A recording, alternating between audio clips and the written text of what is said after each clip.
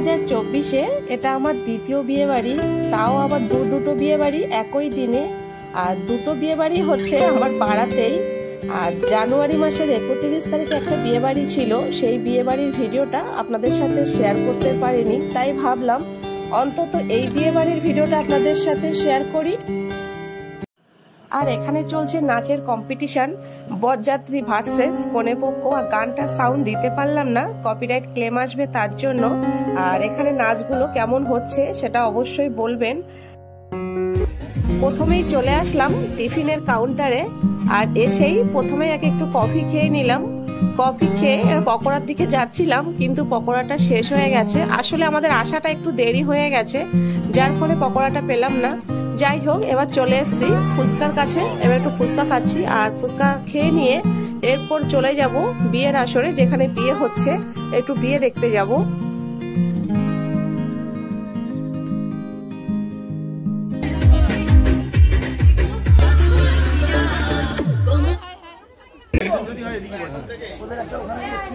এখানে সোনাই বিয়ে বাড়ির গেটের সামনে একটু রিলস বানিয়ে নিল।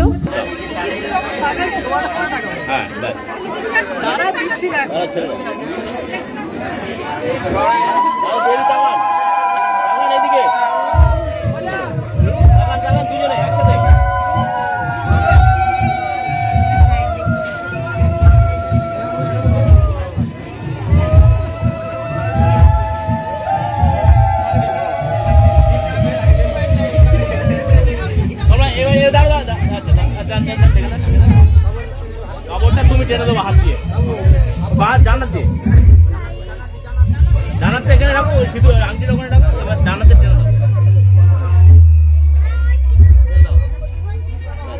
এবার ছয়টা কমপ্লিট, লাগবে ছয়টা এই আংটিটা একটু ধরো, আর দেবে না এমনি জাস্ট একটু ধরে রাখবে, এদিক তাকাবে।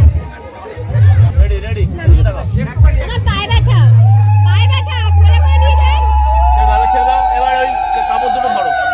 ছেড়ে দাও, তুমি হাত ছাড়াও, তুমি পিছনে হাত ছাড়াও, কাপড় দুটো দুজনে দেখো, দুপাশে এরকম করে ধরো, সুন্দর করো, ধরো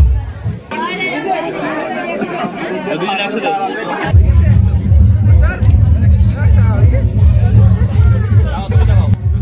এখানে মোটামুটি বিয়ের রিচুয়াল গুলো সব শেষ হয়ে গেছে।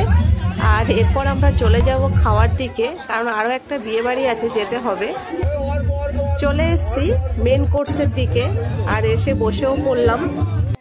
প্রথমেই পড়ে গেছে নানপুরি আর চানা, আর তাই দিয়ে খাওয়াও শুরু করে দিলাম। আর আমরা সবাই একসাথেই খেতে বসে পড়েছি। এরপর একে একে পড়লো ডাল, আলু ঝুরি ভাজা, দই কাতলা, বাগদার মালাইকারি, মাটন, অনেক কিছু আইটেমই ছিল, কিন্তু সবকিছু আর দেখাতে পারলাম না।